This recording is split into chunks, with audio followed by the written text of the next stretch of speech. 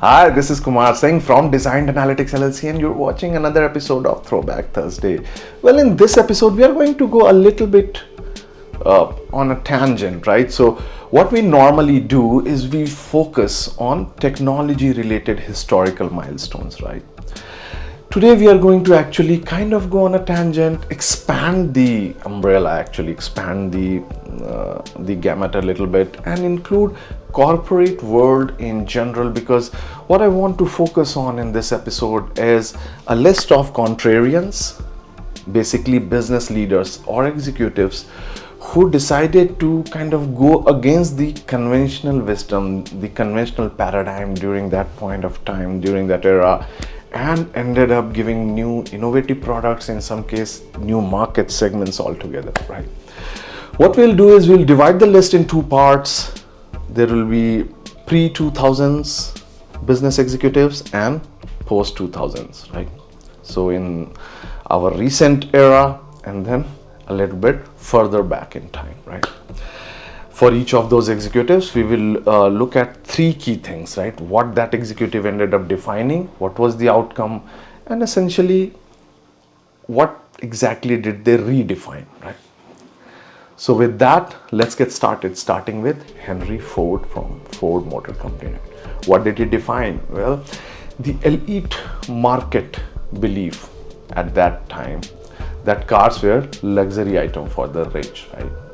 We all know Ford created the Model T, right, in 1908, pioneering mass production, and also the $5 workday to make both cars and wages accessible to Americans. What exactly did he redefine? He democratized mobility, right? If you think about it from that perspective, he invented modern assembly line manufacturing, right, which was later kind of improved upon by Japanese, but he was the one who invented it, right? And he set the precedent for consumer-driven industrial scale. Next on the list is Thomas J. Watson Sr. from IBM. What did he define? Well, the challenge or the wisdom during his era was around skepticism that businesses would never need computing machines, right? What was the outcome of his contrarian style or contrarian leadership, right? He transformed IBM from a tabulating machine maker into the dominant consulting firm at that time by betting early on electronics data processing, right? And so what was exactly that he redefined?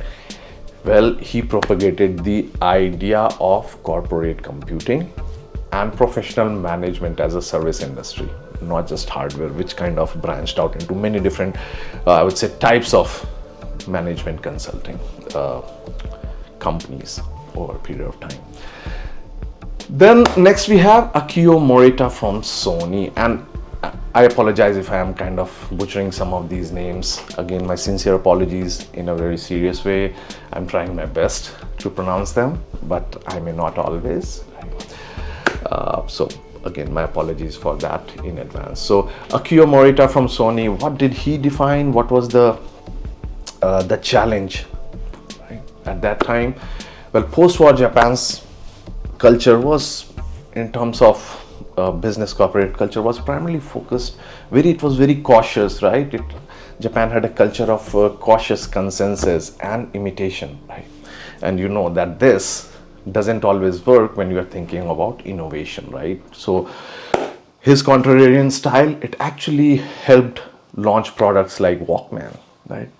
As a 90s kid, right, I'm pretty sure most of us have used a Walkman, right? So launching products like Walkman in 1979, and against internal opposition, actually, right, that no one would buy a tape player without a speaker, right? So if you take a step back and think about what he redefined, basically, well, he defined the global consumer electronic branding, right, and kind of gave us the era of personal technology revolution, right? That kind of foreshadowed Apple's ethos as well, right? Next on our list is Walt Disney. What did he redefine? Like, what did he define actually? So when I say what he defined is, what was the standard definition or convention during that time? And then I also touch upon what did he redefine, as in the initial define or definition or paradigm, how did he change, how did that person change, right? So what did he define, what was the conventional wisdom that he worked on? Well, at that time Hollywood studios were very dismissive of animation, right, as kids novelty, and there was skepticism around theme parks. So what was the outcome of his contrarian leadership? He created Snow White, the first full-length animated feature, and Disneyland, right, which investors initially actually called Disney's folly, right? So what was the redefined perspective, right? Entertainment as a immersive storytelling became the big thing, right? Merging film, art, physical space, all of these beautiful components into a lifelong emotional brand, right? Next on our list is Ingvar Kamprad, IKEA. What did he define? The standard definition or perception at that time in the post-war Europe in terms of his market, right? High-cost furniture retail model was there, and it was very much dependent on in-store salespeople, right? What was the outcome of his contrarian leadership? He introduced flat pack furniture, as we know, and warehouse-style self-service stores. So what was the redefinition here? Redefinition here was global affordability through supply chain design, right? A very beautiful integration of two different aspects, which turned logistics and user assembly into design virtues. Then comes the next set of industrial to digital transition contrarians between 1970s to 1990s, right? The first name on this list is Andy Grove from Intel. What did he define? Well, Intel's comfort zone was in memory chips, DRAMs, right, which was its original product line. What was the outcome of the redefinition of Andy's contrarian style, actually, right? He helped Intel pivot to microprocessors in the 1980s because he anticipated the PC revolution, and we know the rest, right? So what did he redefine, right? How did the definition how did the definition get, grammatically that's the right sentence, how did the definition get redefined? Well, strategic paranoia and corporate agility, like only the paranoid survive, basically making the Intel the brain of the digital world, right? Next one on our list is Lee Iacocca from Chrysler. What was the standard convention? What did he define? Financial fatalism, that Chrysler was doomed, was the common perception at that point. What was the outcome of his leadership? Well, he secured federal loan guarantees and introduced the K car and minivan, and essentially saved the company and millions of jobs. And what was his redefinition? Executive activism and public-private rescue as a legitimate corporate survival model. And we have seen this public-private rescue many times over since then, right? Sam Walton, Walmart. What was the conventional wisdom definition at that point? What did he define or redefine? It's kind of getting confusing. What he defined, right? The conventional wisdom at that point was that discount retail couldn't thrive actually in small towns, right? And we know that he built an empire by focusing on logistics efficiency, supply integration, and primarily initially focused on rural America. So what was the redefinition there? Scale economics and supply chain management as the backbone of modern retail that still dominates modern day retail, right? Next is Herb Kelleher, right? Southwest Airlines. Well, what did he define? Right, the definition at that point, the conventional wisdom at that point was that airlines industry was obsessed with premium service and the hub and spoke network. Herb ended up inventing the low-cost point-to-point model and emphasized fun, culture, and efficiency. So the redefinition there was that air travel emerged as an affordable mass transportation, the model every low-cost carrier in the United States and even actually worldwide they try to imitate. Wouldn't name this person.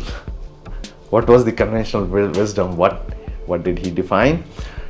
Well, pressure to license software and become another PC clone maker was the general consensus that he was fighting against, right? He focused on integrated design, user experience, hardware and software harmony, ethos that still drive Apple's products, right? So his redefinition was consumer technology as an emotional design, such a powerful thing, such a beautiful thing, irrespective of technology, AI or not, any software you think. Emotional design kind of goes beyond the user interface and the end-to-end technology stack as well in some sense. I'll not try to get more into that because then I can get drawn into it. But basically, he redefined that consumer technology as emotional design and kind of presented computers as lifestyle objects rather than tools, right? Let's get into the modern contrarians now, 2000s to present. Jeff Bezos from Amazon. Well, quarterly profit, the conventional wisdom, right?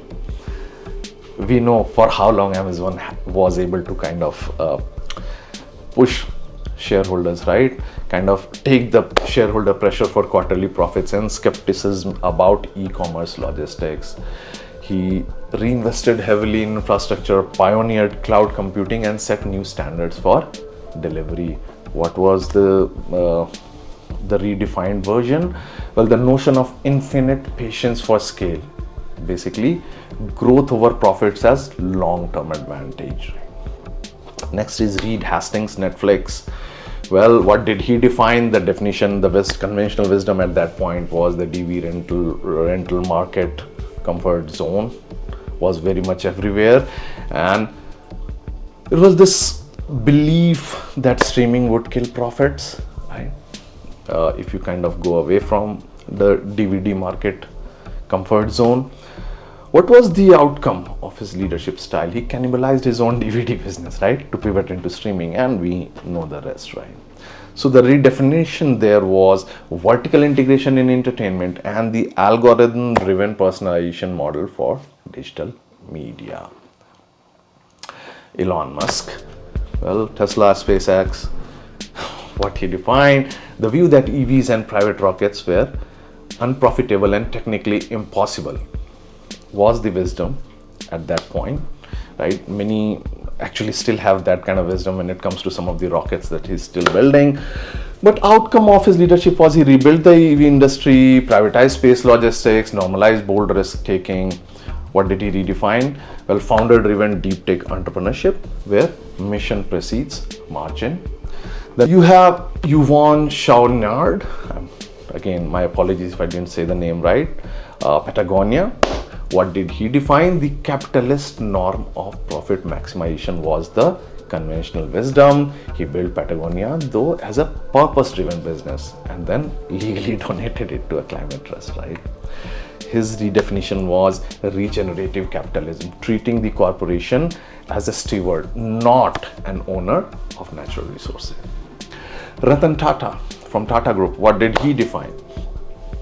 The conventional wisdom was risk averse orthodoxy of Indian businesses, right? It still exists, but though has kind of, we have made good progress in that area, right? So what was the outcome of his contrarian leadership? He acquired global brands, Jaguar, Land Rover, right, Chorus, and infused ethics and sustainability into corporate identity. So his redefinition was purpose before profit in emerging market capitalism, decades before ESG was even a thing. Right? Anne Mulcahy from Xerox, what did she define? Well, the general perception at that time was that shareholders were calling to liquidate or split Xerox during its near collapse, right, in 2000s. What was the outcome of her contrarian leadership? She cut costs, refocused on innovation and restored profitability. So what she ended up redefining was leadership accountability, essentially taking the unpopular long-term rebuild route rather than trying to appease the investors, right?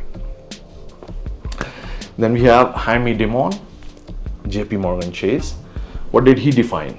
Well, the conventional bottleneck at that point was Wall Street's pre-2008 risk culture, right? His contrarian leadership basically helped build counter-cyclical reserves, weathered the crisis, emerged stronger while others collapsed in that wind, right?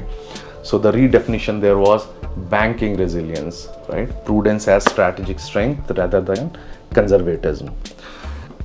Well, that brings us to the end of our list. I hope you found it useful. I will see you again next week.